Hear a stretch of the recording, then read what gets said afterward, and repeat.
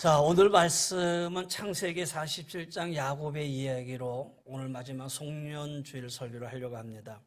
오늘 본문의 내용은 이런 겁니다. 이제 아들 요셉이 죽은 줄만 알았던 야곱. 근데 그 요셉이 살아있다라는 거예요. 그것도 어디에 살아있느냐? 애굽에 있다라는 거예요.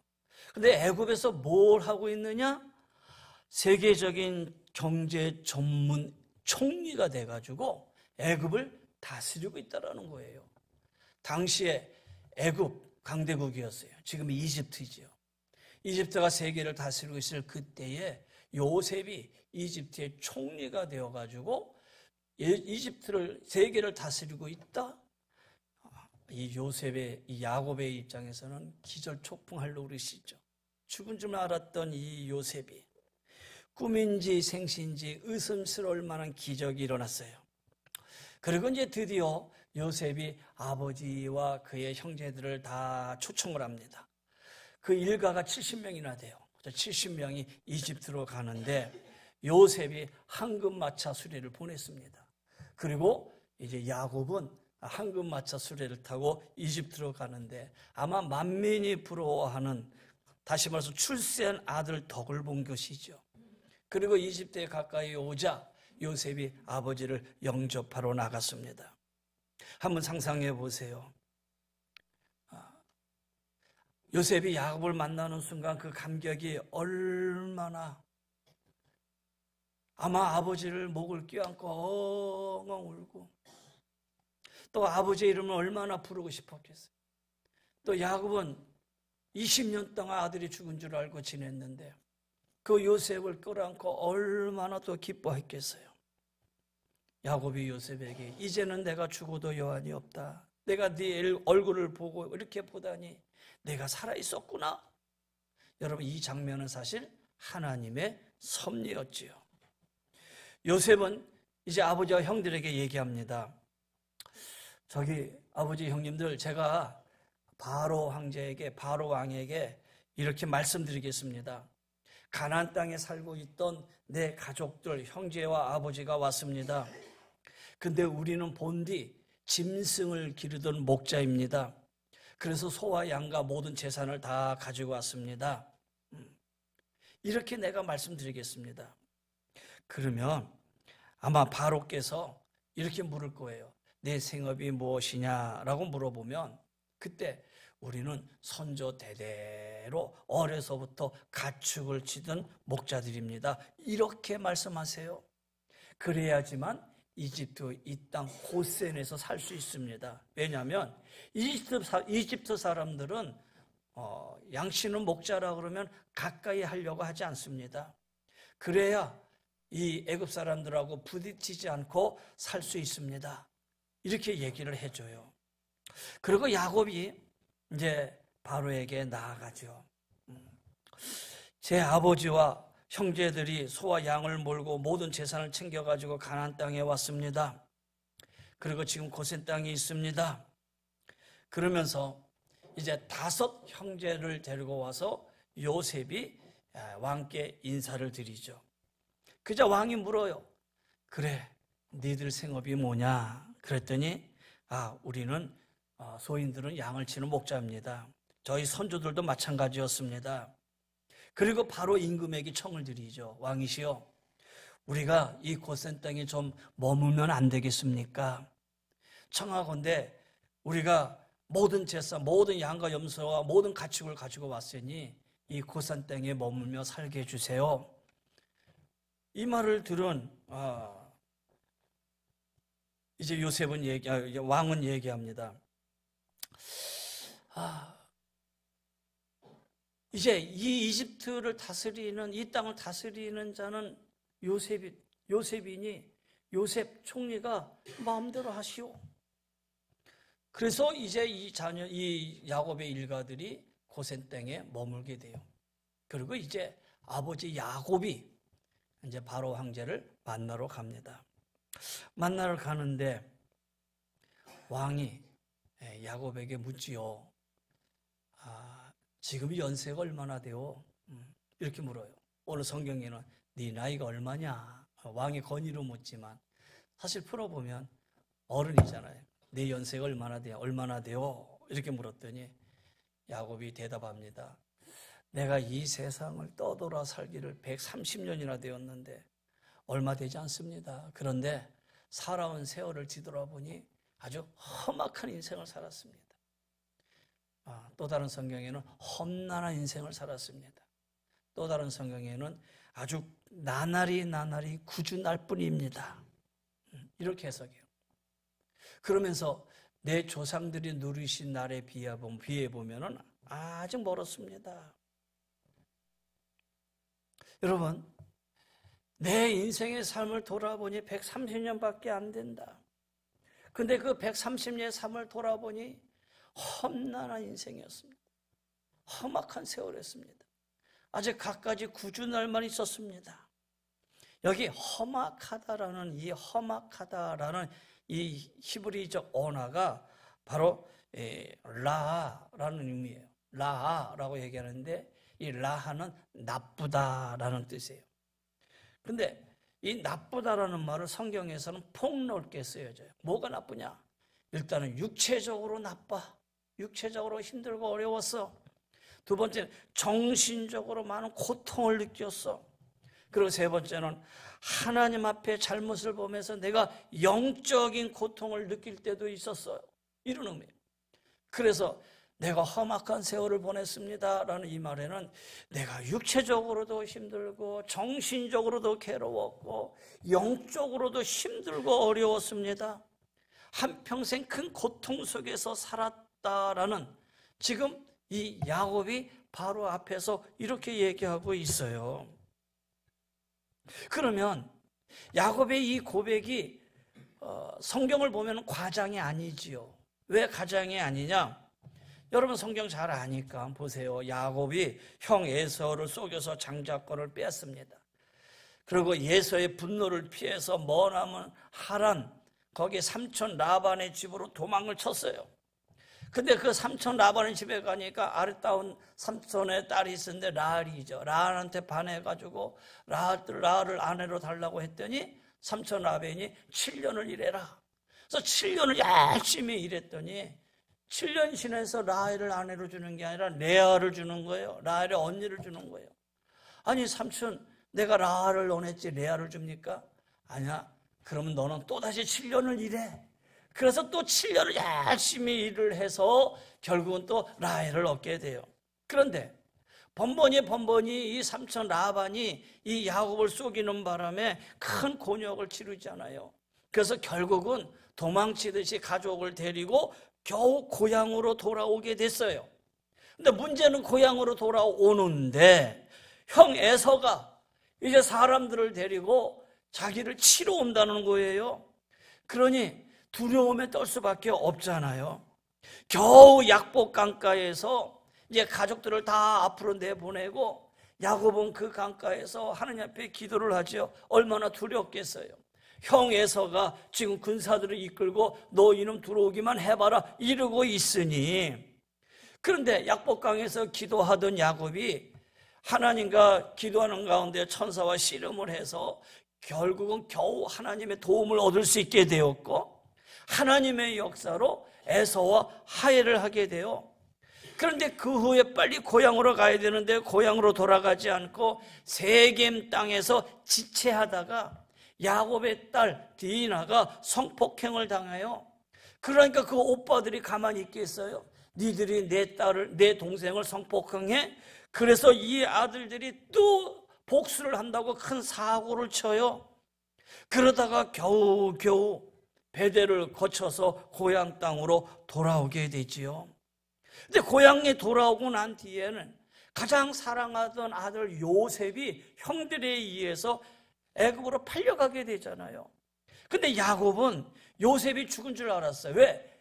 형들이 아버지에게 요셉을 죽었다고 얘기했거든요. 그런 시간이 20년이 지났어요. 이제 요셉이 살아있다는 이 소식을 듣고 요셉을 만나기 위해서 애굽으로 온 거예요. 여러분, 제가 짧게 말씀드렸지만 이 정도의 인생의 삶을 지냈으니 험악한 세월 아니겠어요? 정말 험난한 세월을 지냈잖아요. 130년을 살아오는 동안 늘 고통 속에 살아왔고 몸이 고달팠고 마음이 고통이 있었고 영적으로 편한 날이 없었다라는 거예요. 여러분에게 묻지요. 여러분 연세가 얼마나 되십니까? 여러분 나이가 얼마나 되십니까? 여러분이 지내온 삶은 어떻습니까? 평안하셨습니까? 아니면 이 야곱의 고백처럼 내 나이가 몇 살인데 참 힘들고 어려운 세월을 지냈다 이렇게 얘기하십니까? 아니면 그런저런 나는 행복하게 살았던 것 같아 이렇게 얘기하실 겁니까? 근데 사실 우리 장로님도 지금 기도하셨지만 이 사회가 혼란스럽습니다. 정치적, 문화적, 사회적, 경제적 아주 혼란 가운데 있고 얼마 전에는 교회가 코로나를 통해서 예배를 드리지 못하는 그런 어떠한 사회적 질서의 어려움도 혼란 가운데도 지나게 되었고 사실 지금 여러 가지 혼란 속에서 온 국민이 겪고 있는 이 세월이 아닐까라는 그런 생각이 되어져요. 지금 우리는 험난의 인생의 길을 좀 걷고 있는 거잖아요. 자, 다시 본문을 보지요. 여기에 야곱이 바로에게 나아가서 바로가 네 나이가 몇 살이냐? 130살입니다. 여러분 보통 나이가 얼마나 됩니까? 그러면 나는 몇 살입니다. 이렇게 끝나야 되잖아요.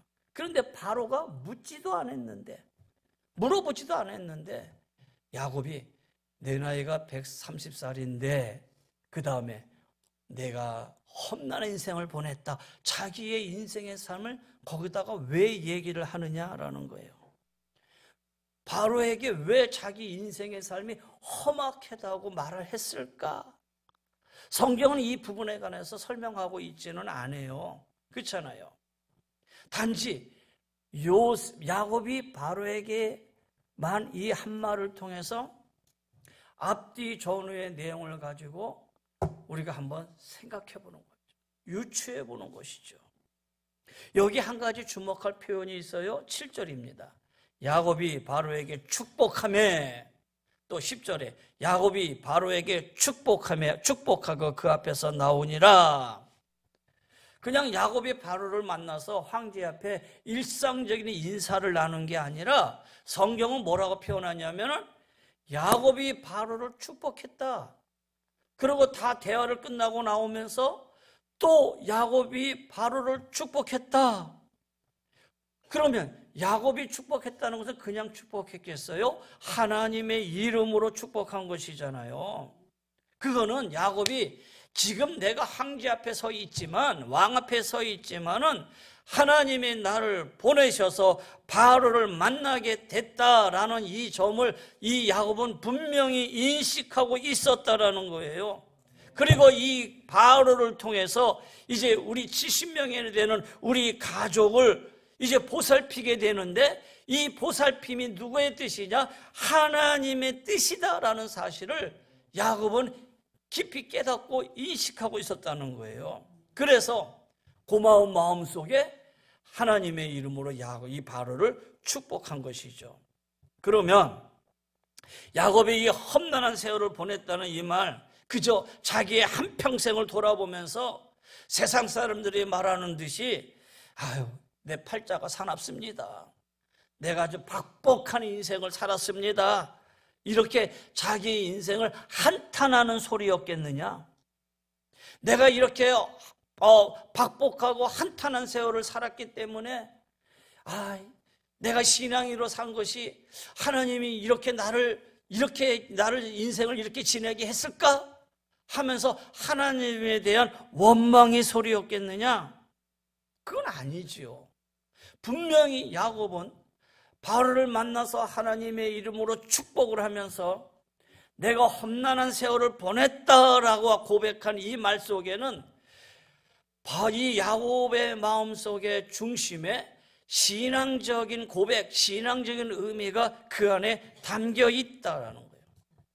그러면 그 신앙적인 교훈은 과연 뭘까라는 거예요. 여러분, 야곱은 무엇보다도 자기가 이 긴 세월을 견뎌올 수 있었던 것은 하나님이 함께 계셨다, 하나님이 함께 하셨다라는 이 점을 깊이 느끼고 있었기 때문이라는 거예요. 그래서 내 130년이 험악한 세월입니다 라는 이 고백 속은 험악한 세월 속에 누구와 함께 하셨다? 하나님이 함께 하셨다. 하나님이 나를 인도하셨다. 하나님이 임마누엘로 나를 지켜주셨다. 이 고백이잖아요. 그러면서 그 고백 속에는 하나님에 대한 감사가 스며 있는 거예요. 여러분, 그 앞절 창세기 46장 4절에 보면은 이제 이 야곱이 애굽으로 요셉을 만나러 가긴 가야겠는데 솔직히 좀 두려웠어요. 왜 두려웠냐면은 야곱의 할아버지 아브라함 가뭄이 들었다고 해서 애굽에 내려갔다가 아주 큰 곤욕을 치렀잖아요. 큰 수모를 당했잖아요. 그리고 아버지 이삭, 야곱의 아버지 이삭은 하나님이 야, 너는 애굽으로 내려가지 마라, 이렇게 이삭에게 하나님이 명령도 하셨단 말이에요. 그런데 지금 이 야곱이 이제 애굽으로 가려고 하니 얼마나 마음이 두렵겠어요. 물론 요셉을 만나러는 가지만 할아버지와 아버지를 생각하니까 애굽으로 내려간다는 것이 두려운 거예요. 그래서 브엘세바에서 하나님 앞에 제단을 쌓아놓고 하나님, 내가 지금 애굽으로 가야 되는데 요셉을 만나러 가야 되는데 어떻게 해야 됩니까? 그럴 때에 하나님이 주신 말씀이 46장 4절 말씀이에요. 자, 내가 너와 함께 애굽으로 내려가겠고 반드시 너를 인도하여 다시 올라올 것이며 요셉이 그의 손으로 내 눈을 감기리라 하셨느니라. 하나님이 분명히 내가 너와 함께 하겠다라는 이 약속을 가지고 지금 바로를 만나고 있는 거예요.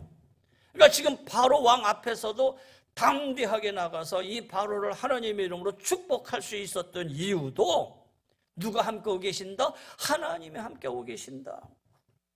여러분, 아주 평범한 사람이 어떻게 나라의 그 당시에 대제국의 통치자의 바로 앞에서 이렇게 자기 인생을 떳떳하게 말할 수 있을까? 그것은 하나님의 역사가 아니면 할 수 없는 말이었다라는 거예요.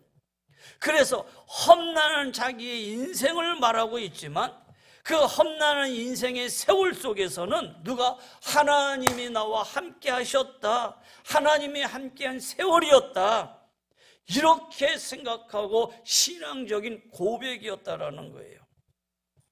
좀 더 그 앞으로 가보지요. 창세기 28장에 가보면은 내가 너와 함께 있어 네가 어디로 가든지 너를 지키며 그랬어요. 이때는 어느 때냐면은 형 에서의 눈을 피해서 홀로 머나먼 하란으로 가던 중에 베델에서 꿈을 꾸고 꿈에서 하나님을 만났을 때에 하나님이 약속하며 주시던 말씀이 야곱아, 네가 어디로 가든지 내가 너와 함께 할 것이다 라는 거예요. 형 에서가 두려워서 정신없이 도망을 치면서 집을 떠났잖아요. 형이 받아야 할 그 축복권을 가로채가지고 아버지에게 축복을 받고 막 이삭에게 축복받고 도망가던 중에 베델에서 처음으로 하나님을 인격적으로 만나요. 처음으로 하나님을 인격적으로 만났을 그때에 하나님이 이 야곱에게 주셨던 말씀이 네가 어디로 가든지 내가 너와 함께 할 것이고 내가 너와 함께 할 것이다, 이 말씀이에요. 그리고 야곱은 이 약속의 말씀을 붙잡고 그 험난한 세월을 버텨낼 수 있었던 거예요. 그리고 실제로 그 험난한 세월 속에 하나님께서는 야곱을 지켜주셨어요. 고비마다 놀라운 역사로 지켜주셨다라는 거예요. 여러분의 인생을 돌아보세요. 여러분의 세월이 그렇게 평탄한 세월만 있었습니까? 그렇지 않아요. 하나님의 백성들에게는 늘 평탄한 세월만이 있는 게 아니라는 거예요. 많은 경우 이 험난한 세월 속에 우리를 살게 하셔요. 그런데 그 안에서 중요한 것은 뭐냐? 이 험난한 세월을 사는 동안에 누가 함께 하신다? 하나님이 함께 해주신다는 거예요. 하나님이 동행해 주신다는 거예요. 그래서 이 험난한 세월을 하나님과 함께 이겨낼 수 있다는 거예요. 사랑하는 여러분, 여러분의 인생도 돌아보시면서 한번 생각해 보세요. 아니 긴 80년, 70년, 50년, 30년까지가 아니라 여러분 2024년도도 한번 돌아보세요. 우리가 살아나고 있는 이 시간, 이 순간이 여러분 지금 험난한 세월이에요. 사실 안 그렇습니까? 교회적으로도 나라적으로도 그 안에서 정치적, 경제적으로 지금 험난한 세월 속에 우리가 놓여 있어요. 그런데 우리가 두려워하지 않을 이유가 있어요. 어떤 이유냐? 하나님이 우리와 함께 계시기 때문이에요. 할렐루야. 하나님이 우리와 함께 계시기 때문이에요. 이 하나님이 함께 계신다고 하는 이 말씀을 붙드시고요, 여러분 끝까지 잘 이겨내시기를 바랍니다. 끝까지 잘 견뎌내시기를 바랍니다. 자, 하나님이 함께 하신다, 이 고백과 또 한 가지 고백이 있어요. 그 고백은 어떤 고백이냐? 야곱은 이 험난한 세월을 보내면서 참 많은 생각을 했을 거예요. 왜 하나님께서 내게 이토록 험난한 세월을 주셨을까? 아버지 이삭을 생각하니까 아버지는 그렇게 험난한 세월을 보내지는 않았어요. 아브라함에 비해서 보면 아브라함은 험난한 세월을 보냈는데 할아버지는, 근데 아버지는 그렇게 험난한 인생을 보내지는 않았어요. 근데 나는 왜 이렇게 모진 생을 살게 하셨을까? 여러분, 우리도 같은 질문을 해보게 되잖아요. 아니, 나는 왜 이렇게 삶을 살아가는데 어렵지, 힘들지, 왜 고난과 고난이 연속이지, 왜 편할 날이 한 번도 없지? 그러면서 사실은 야곱의 이 질문 속에 야곱이 스스로 생각했다면 이 생각 속에서 우리는 야곱의 생애를 유추해 볼 수 있어요. 뭐냐? 창세기 25장에 보면은 야곱에 대해서 이렇게 기록을 해요. 후에 나온 아우는 손으로 에서의 발꿈치를 잡았으므로 그 이름을 야곱이라 하였으며, 야곱이 태어날 때 어머니 뱃속에서 자기가 먼저 나온다고 막 몸쓰다가 형 에서가 먼저 나오고 에서의 발뒤꿈치를 잡고 나왔다라는 거예요. 그래서 이삭이 야곱의 이름을 발꿈치를 잡았다, 그래서 야곱이다, 이렇게 이름을 지은 거예요. 남의 발꿈치를 잡은 자, 남의 발꿈치를 잡은 자, 다른 말로 얘기하면 쏘기는 자, 그런 의미라는 거예요. 실제로 야곱은 그 이름 그대로 쏘기고 남의 것을 훔치는 삶을 살았어요. 형 에서가 배고파 정신이 없을 때 팥죽을 내밀어서 장자의 명분을 넘겨받고요, 아버지 이삭이 눈이 어두워서 제대로 분간하지 못할 때에 에서처럼 변장을 해가지고 들어가서 아버지를 속여서 형 에서가 받아야 할 축복을 자기가 가로챘단 말이에요. 축복을 가로챘잖아요. 이렇게 속여가면서 축복까지 받았던 이 야곱이 어떻게 지도자가 될 수 있었을까? 어떻게 하나님의 큰 구속사의 한 몫을 차지하는 그런 자로 성경에 기록될 수 있었을까? 그 부분이 바로 창세기 32장에서 야곱을 무엇으로 바꿔주는, 이스라엘로 바꿔주는 이 사건이 바로 야곱의 인생의 삶이 바꿔주는 삶이죠. 이걸 바로 브니엘 사건이라고 그러는 거예요. 자, 말씀드린 대로 가족들을 다 앞서 보내고 더 건너가면은 지금 형 에서가 자기를 죽이려고 하니까 야복강에 혼자 앉아가지고 막 기도를 해요. 얼마나 두렵겠어요. 건너가는 즉시 자기는 형한테 죽음을 당할 텐데, 그러면 지금까지 살아온 게 다 허사일 거 아니에요. 근데 그때 천사가 내려와서 야곱의 한두 뼈를 치지요. 야곱이 그 천사를 붙들고 끝까지 놓지 않고 씨름을 하다가 결국은 천사가 손을 들잖아요.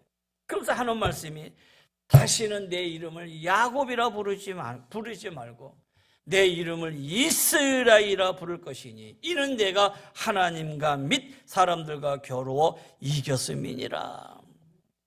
하나님께서 야곱의 이름을 바꿔줬어요. 왜냐? 지금까지 야곱은 철저하게 자기 생각대로, 자기 욕심대로, 자기가 계획한 대로 살아왔어요. 그리고 세상적인 잔꾀를 부리며 살아왔다라는 거예요. 남을 속이고 남의 것을 빼앗을 생각으로 살아왔어요. 그런데 지금 야곱은 어떤 사람이 된 거예요? 하나님께 기도하는 사람이 된 거예요. 물론 그 기도가, 하나님 나를 도와주세요, 지금 저 강을 건너가면 에서가 나를 죽이려고 합니다, 아주 급박한 상황 속에서 하나님 앞에 엎드려 기도하는 그런 상황이었지만 그 기도가 목숨을 건 기도였고 결국은 거기에서 자기 뜻을 다 내려놓고 하나님의 뜻을 따르는 사람이 된 거예요. 그래서 야곱이 아니라 그 이후에 야곱은 이스라엘이 된 거예요. 그러면 어떻게 야곱이 이스라엘이 됐을까? 그렇지요. 지금까지 살아온 이 험난한 세월 때문에 이 세월의 연단 속에서 야곱은 지금 이스라엘로 변화되어지는, 기도 가운데 변화되어지는 그 놀라운 시간이었다라는 거예요. 그래서 야곱의 시절과 이스라엘 시절 요 사이에는 전 하란에서 말로 다 할 수 없는 20년간의 험악한 세월이 있었죠. 야곱의 시절하고 지금 약복강가에서 바로 이 이스라엘을 변해지는 이 시간, 요 순간에는 야곱이 하란에서 20년 동안 그가 지내면서 모든 훈련 가운데 험악한 시간을 보냈던 그 기간 속에서 하나님이 야곱을 어떻게 했어요? 연단시키는 과정이었다라는 거예요. 소중한 연단의 시간이었다라는 거예요. 마치 애굽에서 종살이하던 이스라엘 백성이 40년 광야 학교를 거친 후에 가나안으로 들어갔던 것 같은 그런 시간이었다라는 거예요. 그렇다면 사랑하는 성도 여러분, 지금도 하나님은 우리를 연단하고 계시는 줄 믿습니다. 내가 살아오는 이 삶이 험난한 시간 속에 놓여 있다 하더라도 이거는 지금 하나님이 나를 연단하시고 하나님이 나를 좀 더 하나님의 자녀 이스라엘로 만들기 위한 하나님의 계획 안에 있다. 시편 119편에 보면 고난당한 것이 내게 유익이라. 이로 인하여 내가 주의 율례를 배우게 되었나이다. 욥기 23편에 보면 내가 가는 길을 그가 아시나니 그가 나를 단련하신 후에는 내가 순금같이 되어 나오리라. 여러분, 하나님이 우리를 단련하셔요. 야곱 같은 우리를 단련하셔서 이스라엘 같이 되게 하시는 분이에요. 야곱같이 쓸모없던 우리를 단련하신 후에 이스라엘같이 쓸모있게 만드시는 분이에요. 이때 고난을 통해 우리를 단련시키고 험악한 세월을 통해서 단련시켜요. 오늘 야곱이 바로 앞에서 내 나이 130인데 험난한 세월을 보냈습니다. 이 말은 이 시간 동안 하나님이 나와 함께 해주셨고 이 험난한 세월 속에서 하나님이 나를 연단시켜 야곱이 아니라 내가 이스라엘입니다. 이제는 하나님의 사람입니다. 이런 고백이었다라는 거예요. 이런 고백 속에서 야곱이 지금 바로가 묻지도 않는 가운데에 자기의 인생의 삶을 얘기를 하지요. 사랑하는 성도 여러분, 우리는 이 험난한 세월을 잘 이겨나면 더 큰 믿음의 사람이 되어질 거예요. 마치 도자기의 아름다움이 1500도나 되는 그 열기 속에서 견뎌내어 도자기의 아름다운 영롱의 빛을 발하듯이 오늘 우리가 당하는 이 모든 어려움 속에 험난한 이 세월 속에서도 우리가 잘 견뎌내고 믿음으로 이겨낼 때에 하나님이 우리를 사용하시고 이끄시고 인도해 주실 줄 믿습니다. 이 나라 민족도 마찬가지예요. 여러분 지금 어려운 정치 시절, 어려운 경제 상황을 지내고 있다 하더라도 저는 확신해요. 왜? 이 땅에 기도하는 백성이 아직도 많아요. 이 땅에 한국교회가 눈물을 흘리며 기도하는 사람들이 너무나 많이 있어요. 나라 민족을 위해서 가슴을 치고 제단을 쌓아 기도하는 성도들이 아직도 많이 있어요. 험난한 이 세월 속에서도 이 기도를 통해 하나님은 야곱을 이스라엘로 바꿔줬듯이 하나님이 이 민족을 새롭게 변화시켜 주실 줄 믿습니다. 이제 우리가 잊지 말아야 할 점이 바로 여기가 있지요. 험난한 세월을 살고 있지만 하나님께서 지금도 우리와 함께 하신다는 점, 이미 함께 오셨고 또 이 험악한 세월 끝날 때까지 함께 하신다는 이 사실만큼은 여러분 잊지 말고 사시기를 바랍니다. 개인적인 여러분의 인생의 삶에도 똑같습니다. 그리고 우리는 더욱더 굳게 주님의 손을 붙잡고 견뎌내야 됩니다. 하나님의 연단입니다. 이겨내야 됩니다. 그리고 하나님께서 우리에게 이 험난한 세월을 주신 이유가 바로 아름다운 도자기처럼 빚으시기 위함이다. 그래서 더욱 새로워질 것을 우리가 힘써야 되고 그 안에서 하나님의 선한 뜻을 이뤄나갈 수 있는 귀한 믿음의 성도들이 다 되시기를 주의 이름으로 간절히 권면하며 축원합니다. 오늘 송년주일 한 해를 보내면서 오늘 제목입니다. 한 해를 보내면서 개인적으로는 여러분의 모든 삶의 어려움 속에 하나님이 함께해 주셨다. 그 어려움 통해서도 하나님이 나를 연단시켜 하나님의 자녀로 굳게 세우기 위함이다. 또 나를 넘어서 교회적으로 국가적으로 사회적으로 이 험난한 2025년을 지내왔지만 여러분 이 험난한 2025년도 이 세월 속에서도 그래도 하나님이 이 민족을 지켜주시고 있다. 그리고 이 민족의 험난한 세월을 하나님께서 훈련시켜서 새롭게 하나님이 역사해 주실 것이다. 여러분 이 믿음 가지시고 2024년도 잘 마감하시고 새로운 2025년도의 소망을 가지고 믿음으로 나아갈 수 있는 우리 사랑하는 귀한 성도님들이 다 되시기를 주의 이름으로 간절히 권면하며 축원합니다. 우리 기도하십시다.